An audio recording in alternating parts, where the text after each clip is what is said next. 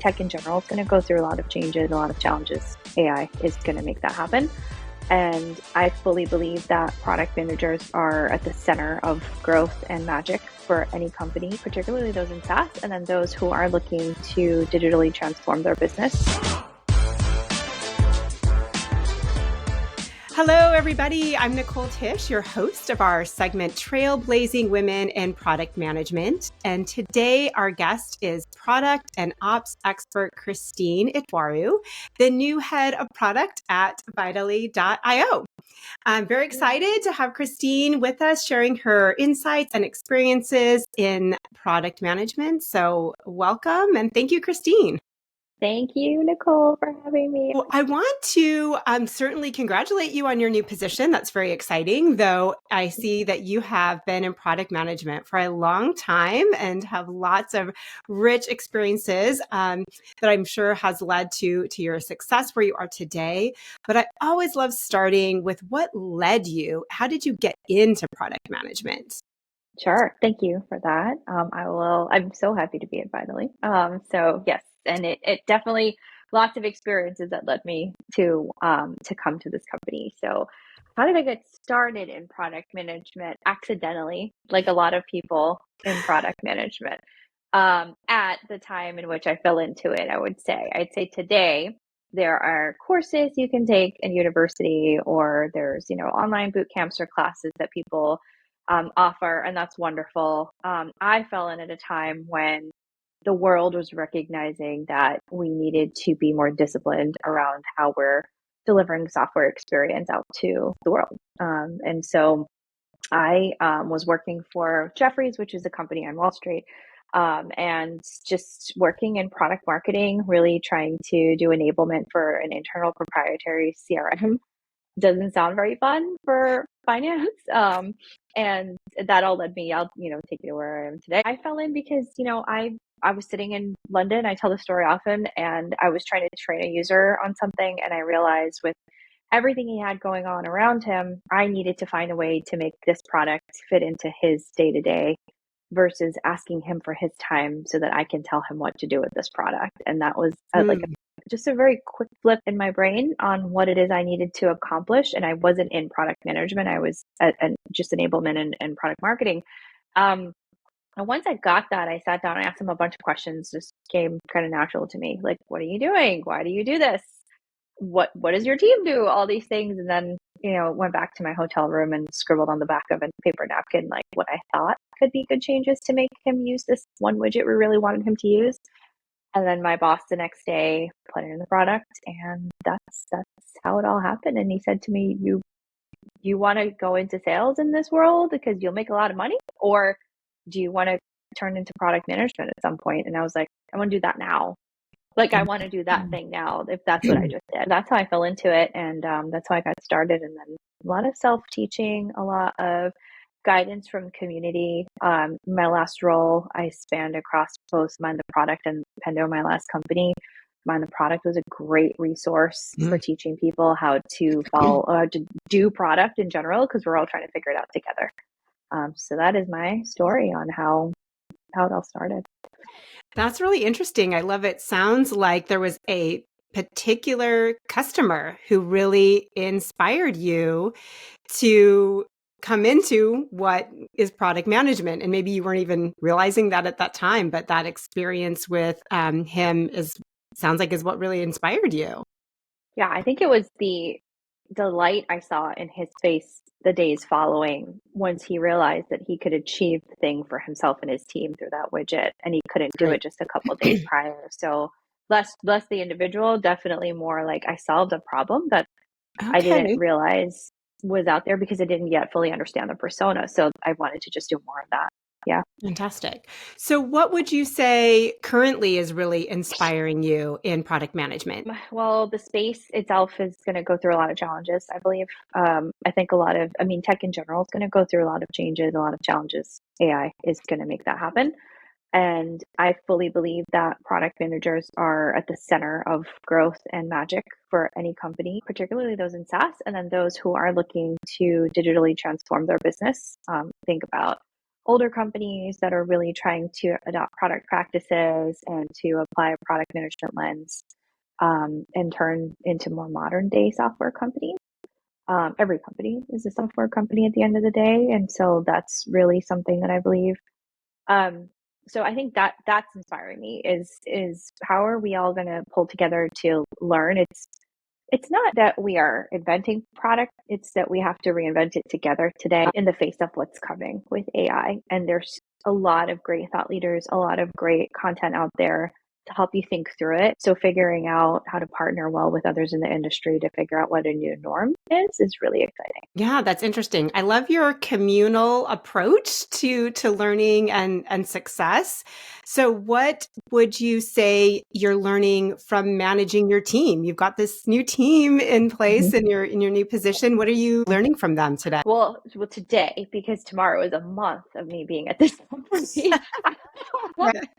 I'm learning everything from them. I am learning what the product does and doesn't do, of course. So tactically, I'm learning about our customers, and it's not just from my immediate team, but it's also from. I'm very blessed in that I have the persona in house to build for. So, Oh, great. finally, is a customer success platform. And so we serve CSMs and we have a lot of great ones. And so I have the luxury of having them in house to learn from them. And my PMs and my designers have the same luxury. And so I think a lot of the last couple weeks have been time well spent in really just understanding what they've uncovered and then also learning where I can be of use to them. At this stage in our growth, there's a lot of things that can be done and should be done to help us get that to the next stage. And so that's where I'm spending a lot of my energy is like, where can I help you become a better designer or PM? How can I help you do that? And then where are the big pain points for us to think about more holistically and align them to our strategy? Great. Okay. Tell me about some of the stakeholders in your new position. Is there something different in this role that you're excited about that is new for you in this position? I mean, I'm excited because they're phenomenal humans at this company. Oh, that's awesome. In general, I'm very lucky that my last company was the same. I mean, wonderful humans. And when you think about leaving an organization, you worry about a lot of things, but that's probably one of the top things for product hearts is like you work with great people and you want that to continue. And I'm lucky that so far it's been really, Great. really great. Stakeholder wise, what's different? I mean, you'd get the traditional, like this is our vision, this is our strategy, here's where we're going. I feel like I'm getting a ton of transparency, which is Great. incredible. And I wonder if it's because of the stage that I joined. This is a Series D, um, and probably the role as well. So I'm embracing that fully and just really trying to like absorb as much as possible and kick butt here. Yeah, I don't think it's not too much different. I just think like as you grow in your career, you gain access to different perspectives, different Mm. data points, things a bit earlier that help inform what you need to do for your team. Specifically, what we like to focus on with this series as well is women in product management. And I hear just in your voice and in your answers a lot of that um, respect for working with others and kind of pulling others up along with you. And so a lot of a mentorship mindset, which is great to see. It's always refreshing. Thinking about the women who are listening in, and certainly when women who might specifically be looking to breaking into product management, which is what we hear of a lot, kind of somewhere along their career, this is something that they want to accidentally or intentionally get into. What Mhm. advice do you have for women looking to get into product management? I get this question a lot and I love it. I think because it's a more common and well understood role, even though it will evolve in the face of AI and changing tech.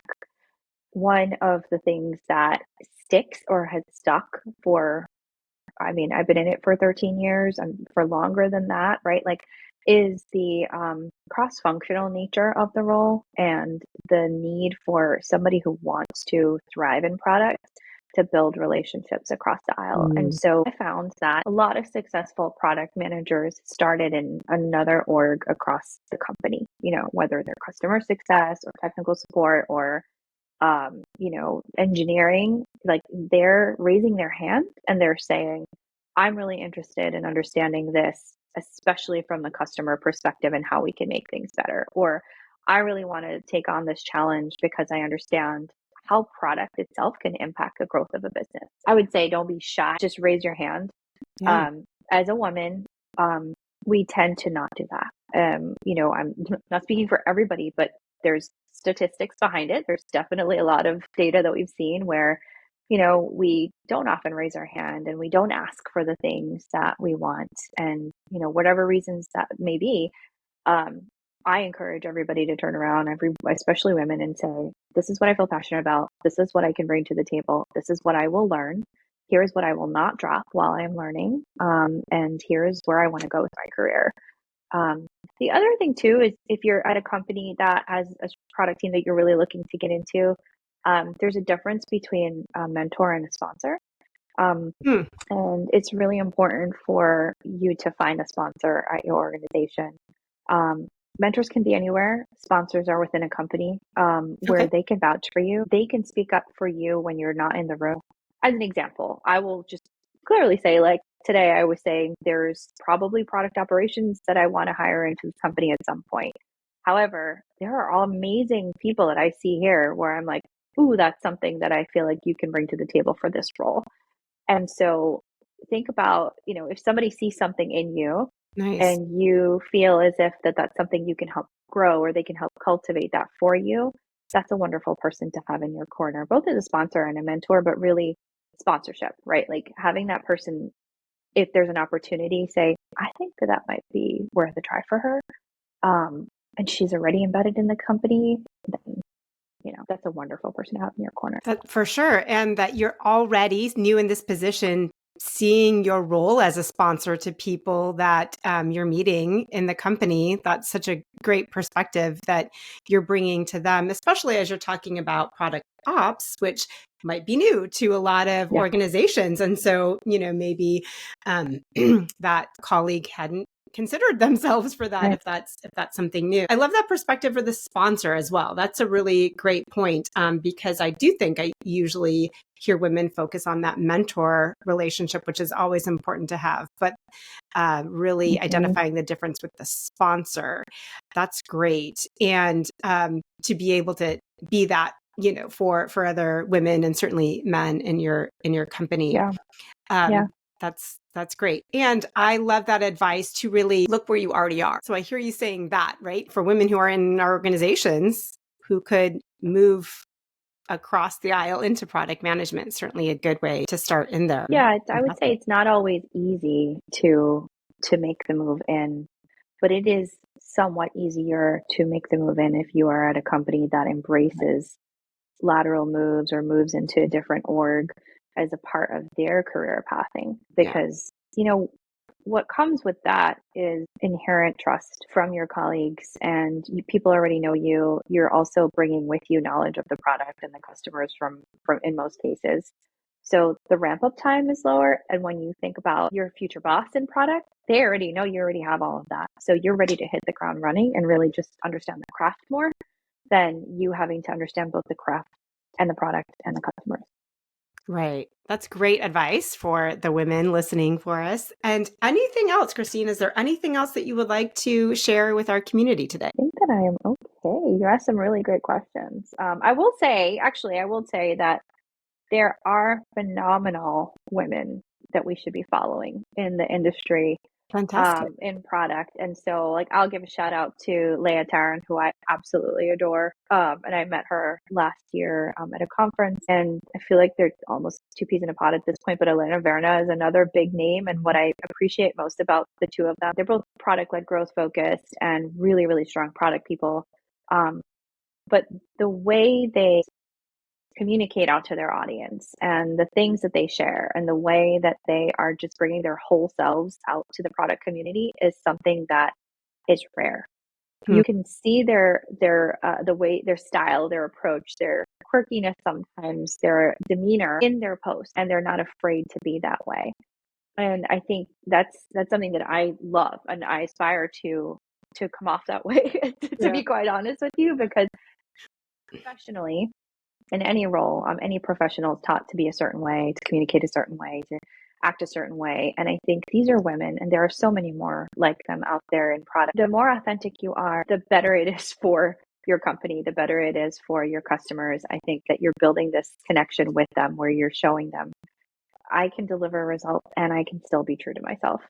And I'm going to share who I am with the community. I would say follow those two for sure. And you're not only going to get some laughs when you look at stuff they post on LinkedIn, but like you're going to learn a ton from them. Just follow them. That's awesome. That's really inspiring. I love that. It's great advice. And certainly I would encourage our community to follow you as well, Christine. I know you're very plugged in and really act as that role of mentor and sponsor as you've shared. So that's great. I love your advice. I love sharing, hearing what you have gone through to get to this point in your career. And I'm sure there's just so much more great things ahead. I hope for a great year for you at Vitelli.io. And thank you again so much for your time. Thanks for having me, Nicole. And let's all keep button this new year in front. Thanks for tuning in to our listeners. And if you enjoyed today's conversation, don't forget to subscribe and stay tuned for more empowering stories from the world of product management. Until next time, I'm Nicole Tieche, and this is Product Stories.